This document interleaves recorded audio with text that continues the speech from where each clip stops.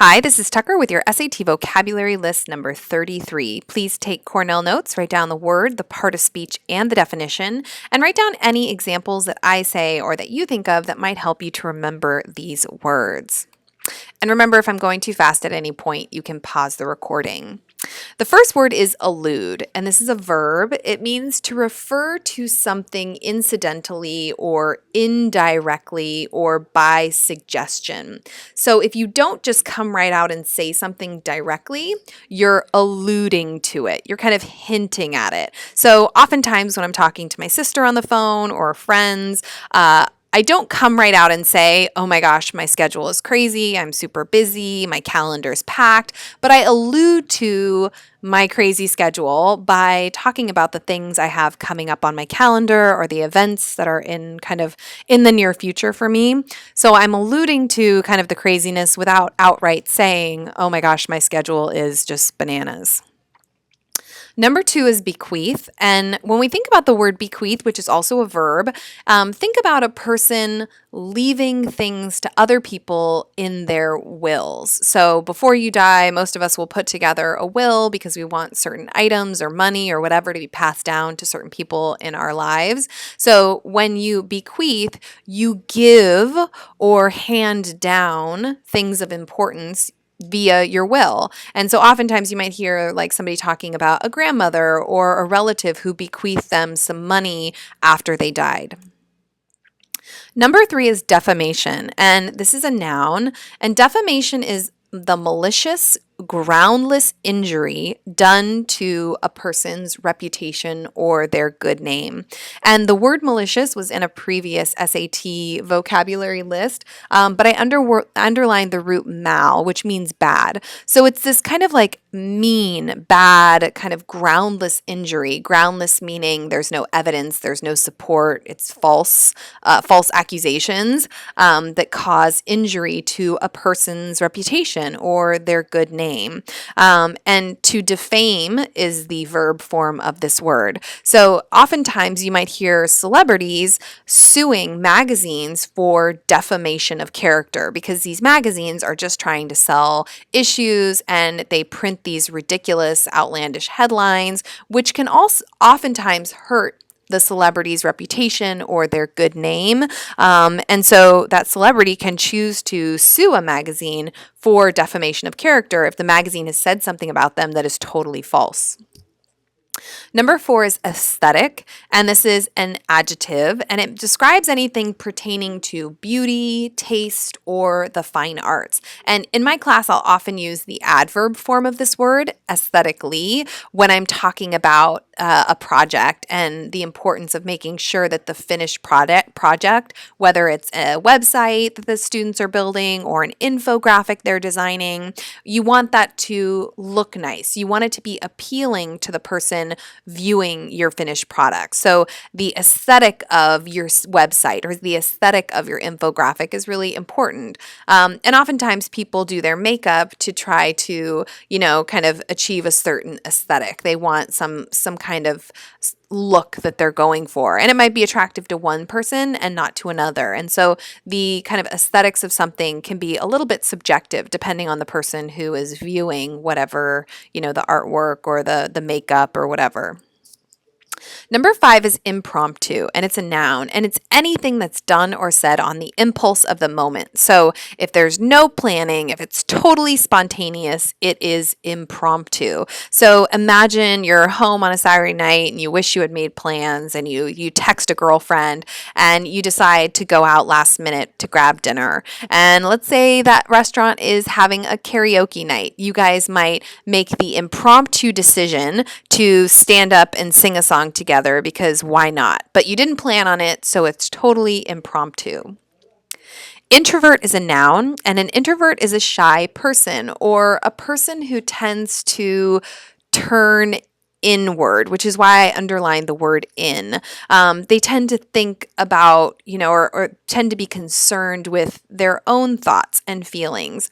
Oftentimes, introverts really enjoy being alone because they like to reflect and they like to be with themselves. And oftentimes, introverts find it a little overwhelming to be in big crowds or big social situations, whereas the opposite of an introvert is an extrovert. Think of exit, going outside of oneself. Extroverts tend to really love social situations with lots of people, whereas an introvert might just prefer to be on their own or maybe with one other person because they enjoy that alone time. So, you might see an introvert sitting on their own, and an extrovert might think that looks kind of boring. There's nobody around to talk to, but an introvert would really enjoy that experience. 7 is modification, and modification is a noun, and it just means a change. The verb form is to modify, which means to change. And when I think about modification, lately I've been thinking a lot about genetically modified food. So food that's been changed at the genetic level. And those kinds of modifications to food really make me nervous because I feel like we don't have a great understanding of how that can impact the quality of the food. 8 is ostracize, and it's a verb, and it means to exclude from society, to exclude from friendship, conversation, or privileges.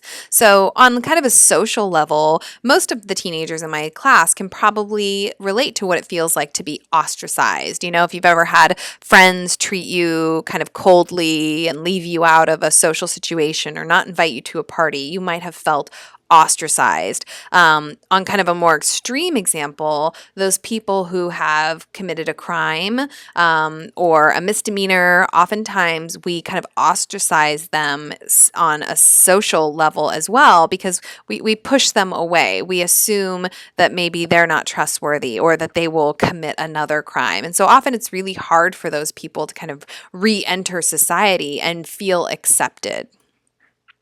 9 is ravage, and it's a verb. It means to work havoc upon, to damage or almost destroy by pillaging or devouring or other destructive methods. And when I think about the word ravage, often I think about my failed attempts to garden, because whenever I've ever tried to grow vegetables or fruit in my garden, they end up being ravaged by insects, where the insects are literally just eating away at the plant in such a way that it damages it to the point where very few people would want to eat it. Now, my produce looks nothing like this beautiful produce. My produce has holes in it. It looks almost like a little bit deformed because it's been ravaged by insects. Rupture means breaking or bursting. So it's a verb, and it's the act of breaking or bursting. And it can also be a noun too, where it's like the state of being broken or burst. So when you think about rupture, just think about, a tire can rupture if it gets a big hole in it. A dam can rupture. It can burst if there's like a huge storm. So it's just that breaking or bursting. And so I just have this picture of a wall with all these cracks. It definitely looks like it's kind of rupturing. Maybe, moisture's gotten in there. And so it's kind of breaking the stone, causing these kind of cracks in it. 11 is stratagem, and stratagem is a noun. And when I think about the word stratagem, I think about the word strategy. Obviously, they share the same root, and it might help you to remember what the word stratagem means.